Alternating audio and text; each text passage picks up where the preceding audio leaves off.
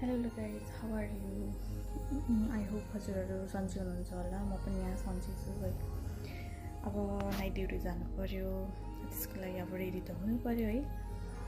And then अब म आफ्नो लुगाहरू के सामानहरू हुने रहेछ एउटा नर्सले ड्युटी जाँदाखेरि सिम्पली मेकअप धेरै पनि होइन, नर्सहरूलाई त धेरै मेकअप गरेको पनि साउन्दैन भन्छ नि त होइन, लाइक सिम्पलमा एकदमै एट्र्याक्टिभ देख्ने है।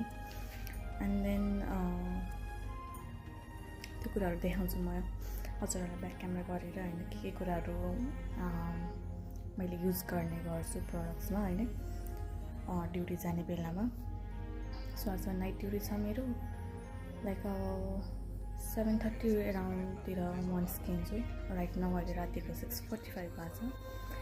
सो 12 आवरको ड्युटी है, त्यसै पनि एकदमै नाइट ड्युटी भनेपछि त हजुरहरूलाई थाहा नै होला कति धेरै कुराहरूलाई चाहिँ हामीले एकदमै सब साइड गरेर साइडमा राखेर एज ए नर्सको भूमिका निभाइराख्नुपर्ने हुन्छ होइन। त्यो कतिजना नर्सहरूलाई थाहा नै छ, त्यही पनि कहीँ न कहीँ गएर हामीलाई चाहिँ डिसरेस्पेक्टहरू, मेन्टल स्ट्रेसहरू होइन अहिले हजुरहरूले देख्नु नै भयो गएको यो सम डेज अब नोबेलको घटना। डक्टर आफ्नो टाइममा नआइदिँदा एउटा नर्सलाई एकजना महिलाले उहाँलाई थ्रेट गरिदिनु भएको थियो होइन। सो त्यो कुराहरू चाहिँ राम्रो होइन। हामी नर्स हरेक कुरामा चाहिँ झुक्नुपर्ने झुक्ने कुरामा हामीले त अभियसली त्यस्तो गर्नुपर्ने हुँदैन, तर मैले त्यहाँ त्यो कुराहरू देख्दाखेरि त एज हामी नर्सिङ प्रोफेसनमा गल्ती एकजनाले गऱ्यो भने होल डिपार्टमेन्टले हामीले खानुपर्ने हुन्छ गाली, डिफ्रेन्ट टाइपको वर्ड्सहरू होइन। अनि त्योहरू देख्दाखेरि चाहिँ मलाई अलिक नराम्रो लाग्यो, किनभने नेपालको नर्सेसहरूलाई रेस्पेक्ट गर्दैन। किनभने म पनि एउटा नर्सिङ फ्लोरमा काम गरिरहेको मान्छे, स्टिल गरिरहेको छु होइन।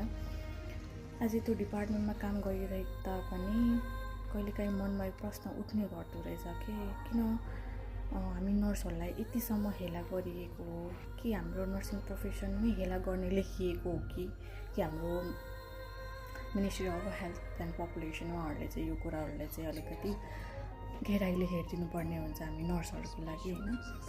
सो हामी नर्सहरूले दिनरात आफ्नो भोकको प्यास, निन्द्रा, पेसेन्स, स्ट्रेस, कति कुराको टेन्सनहरू हुन्छ हामीलाई।